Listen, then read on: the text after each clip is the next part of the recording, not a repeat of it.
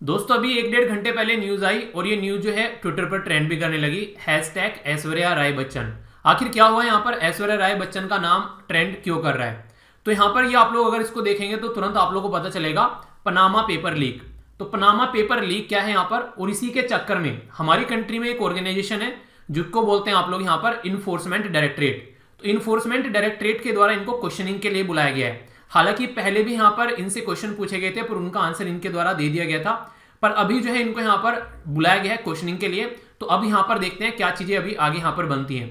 अब आप लोग बोलेंगे कि हमारे किस काम का है यहाँ पर ये, अगर इसके बारे में बातें करें तो उसके लिए आप लोगों के लिए काफी इंपॉर्टेंट टॉपिक यहाँ पर बन जाएगा। अगर आप लोग बात करते हैं इन्फोर्समेंट डायरेक्टरेट, ये एक ऐसी बॉडी है जो कि कई बार न्यूज में रहती है, तो इसके बारे में डिटेल में आप लोगों से बात करूंगा।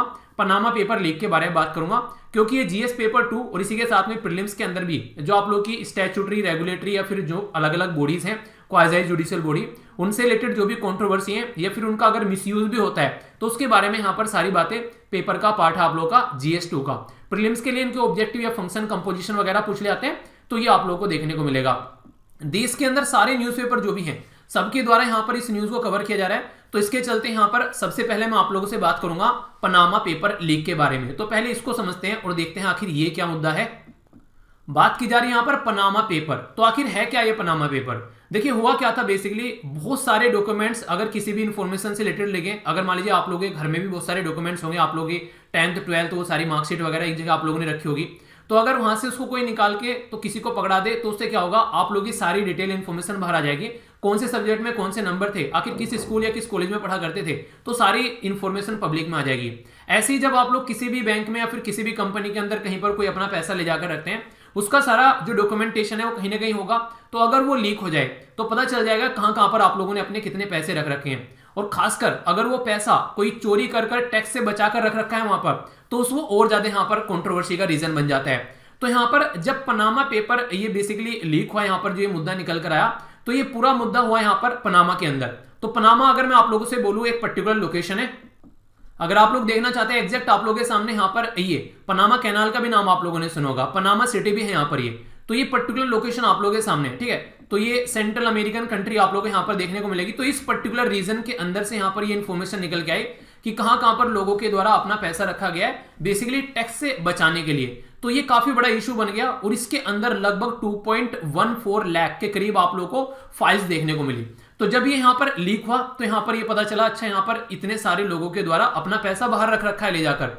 और ये सारा जो मुद्दा था यहाँ पर ये आप लोगों को देखने को मिलेगा एक पर्टिकुलर टाइम ड्यूरेशन 1970 से लेके 2016 तक का टाइम ड्यूरेशन यहाँ पर निकलकर सामने आया। तो पनामा का एक सेंट्रल अमेरिकन कंट्री है जहां पर एक पर्टिकुलर सर्विस प्रोवाइडर जिसका नाम है मोज़ैक फोंसेका, उसके द्वारा यहाँ पर ये सारा डेटा कलेक्ट किया गया। और कलेक्ट करने के बाद में यहाँ पर ये मार्केट में रखा गया। क्या इसके द्वारा अपने आप ही मार्केट में रखा गया, इसने डायरेक्टली सबके सामने सामान रख दिया? तो ऐसा कुछ नहीं है, इसने एक न्यूज़पेपर का सहारा लिया। और यहाँ पर इससे भी पहले कई सारे ऐसे हिस्ट्री में कई सारे इंसिडेंट देखने को मिले। जैसे विकिलीक्स के बारे में बात करें, विकिलीक्स के फाउंडर कौन है? ये है यहाँ पर स्नोडेन, जिनके बारे में मैंने कई बार आप लोगों से द हिंदू न्यूज़पेपर में आर्टिकल भी डिस्कस किया है।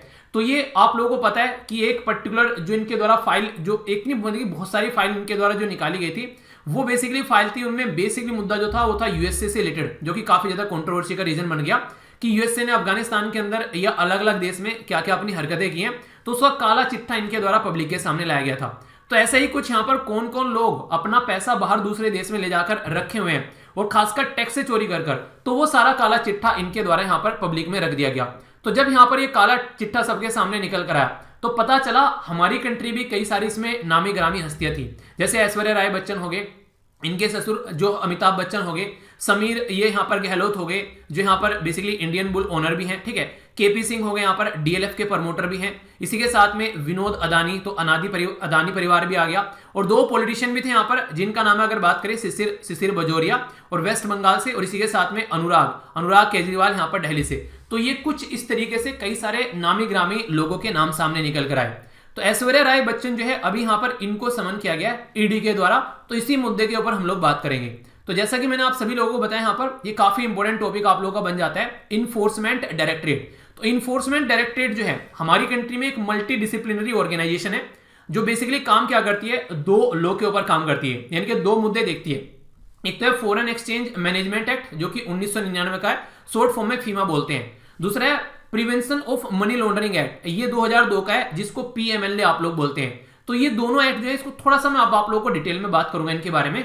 आगे बढ़ने से पहले थोड़ा सा बैकग्राउंड समझ लेते हैं इस बॉडी का। तो बोलते हैं इसको इन्फोर्समेंट डायरेक्टरेट, ईडी बोलते हैं आज की डेट में। पर लेकिन ये जब बनाई गई 1 मई 1956 यानी कि 1956 में जब बनाई गई, इसको इन्फोर्समेंट यूनिट के तौर पर यहां पर यूज किया जाता था डिपार्टमेंट ऑफ इकोनॉमिक अफेयर के द्वारा।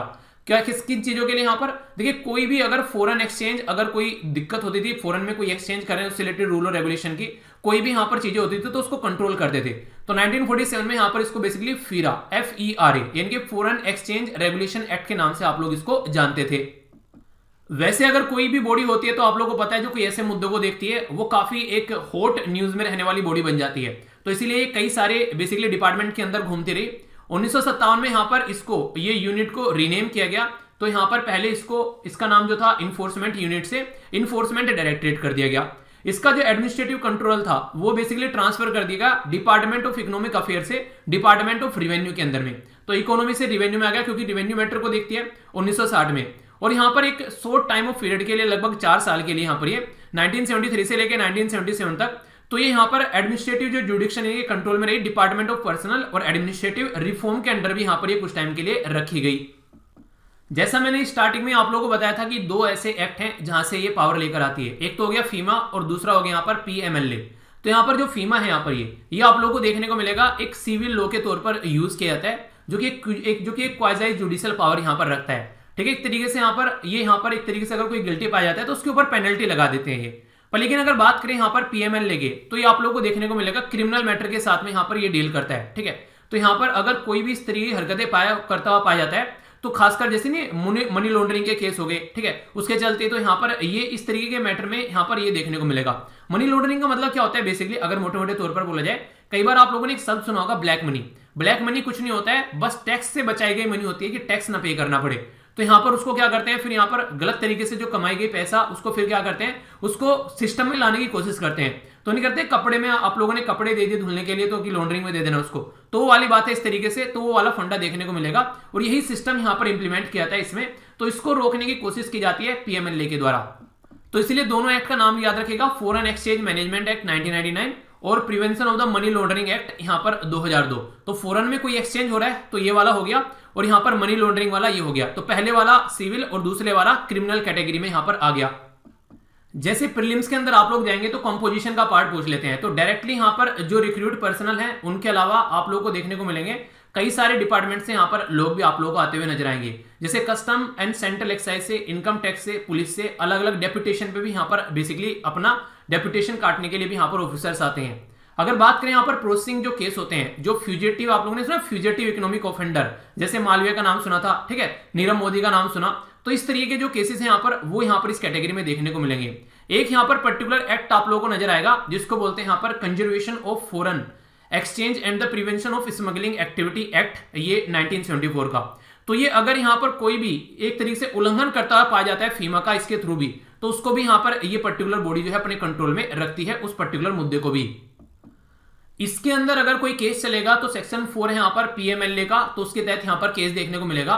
और अगर किसी के खिलाफ यहां पर ये केस चलता है तो उस एरिया का जो भी chief justice of high court होता है उसके साथ में कंसल्ट किया जाता है। तो यहां पर जो इसको हम लोग सेशन कोर्ट का नाम देते हैं, session court as a special court के तौर पर, और इसको पीएमएलए कोर्ट का नाम भी आप लोग जानते हैं। तो पीएमएलए कोर्ट लिखा मिले तो कंफ्यूज मत हो जाना। बाकी यहां पर अगर कोई यहां पर इसके डिसीजन से सहमत नहीं है तो डायरेक्टली यहां पर हाई कोर्ट के अंदर भी जाकर अपनी बातें रख सकता है, डायरेक्टली अगर उसको लगता है कि यहां से वो सहमत नहीं है तो ये भी यहां पर ये अलाउ करता है। तो ये था पूरा मुद्दा, मैंने पूरा डिटेल में बता दिया पनामा पेपर लीक क्या था और क्या क्या मुद्दा है। तो इसके साथ में इस लेक्चर को समाप्त करते हैं। कोई भी डाउट हो, कोई भी दिक्कत हो तो बताएगा, फिर आगे द हिंदू न्यूज़पेपर के डिस्कशन में आर्टिकल आएंगे और डिटेल में इसको अच्छे से कवर कर लेंगे। तो मिलता हूं नेक्स्ट लेक्चर में, तब तक अपना ध्यान रखिए। बड़ों को नमस्ते, छोटों को प्यार, छोटी सी लाइफ एंजॉय करार। मिलता हूं नेक्स्ट लेक्चर में, तब तक के लिए जय हिंद।